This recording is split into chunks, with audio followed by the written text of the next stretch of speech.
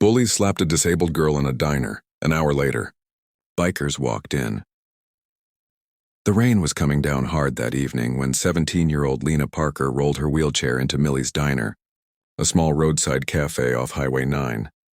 She'd been there a few times before. It was one of the few places that didn't look twice when she came in alone. She loved the smell of coffee, the sound of laughter, and how the jukebox still played old country songs from the 80s. To Lena, it felt like normal, something she rarely got to feel. But that night, normal didn't last long. At a booth near the window sat 3 teenage boys, loud, restless, and clearly bored. They noticed her the moment she rolled in. One of them snickered, nudging the other. "Hey, look who's here."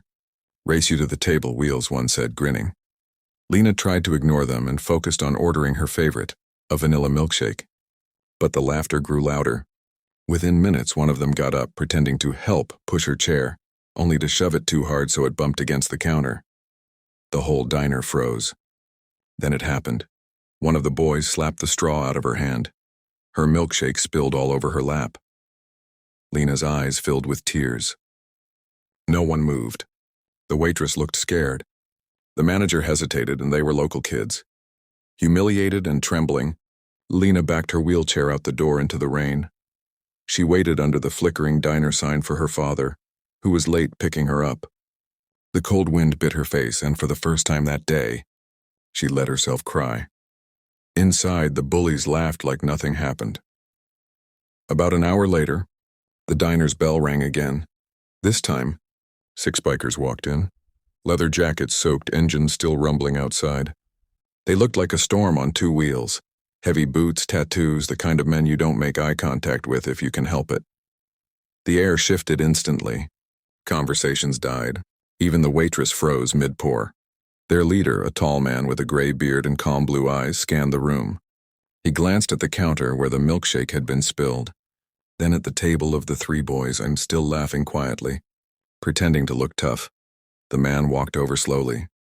"You boys the ones who picked on a girl in a wheelchair earlier?" he asked, voice steady but cold. The biggest boy stammered. We were just kidding around."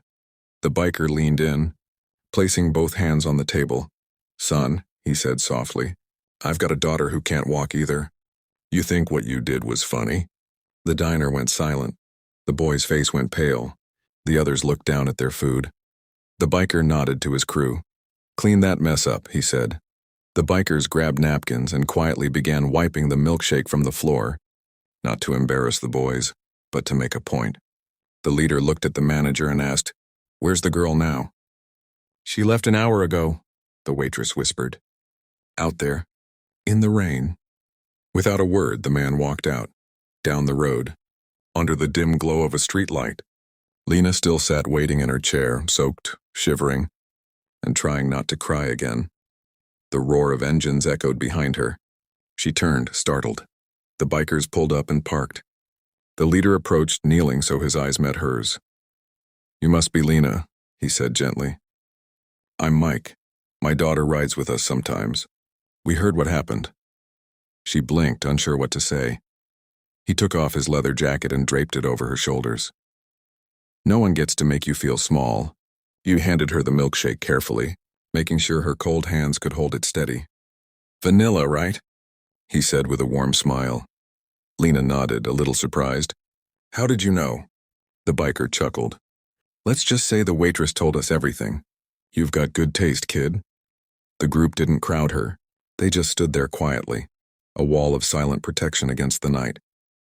The rain softened, turning into a drizzle as headlights appeared at the far end of the road. Her father's old pickup truck rolled up, brakes squealing slightly on the wet pavement. When he saw the bikers surrounding his daughter, his face went white. But before he could even step out, the leader, Mike, raised a hand and smiled. "It's okay, sir. She's safe. We just wanted to make sure she got home warm." Lena's father got out, confusion and gratitude all mixed on his face. I don't know what happened, but thank you." Mike patted him on the shoulder. "Take care of her. And if anyone gives her trouble again, tell them the Iron Saints ride this road." Lena couldn't help but laugh softly. "Iron Saints?" Mike winked. "Yeah, not so scary when you know what it means, huh?" We started this club for people like us, folks who've been kicked down but got back up anyway." Her father helped her into the truck, still shaking his head in disbelief. Before they drove off, Lena rolled down the window and called out, "Thank you for standing up for me." Mike gave a small salute. "Nah, sweetheart. You stood up for yourself the moment you rolled in that diner. We just finished what you started."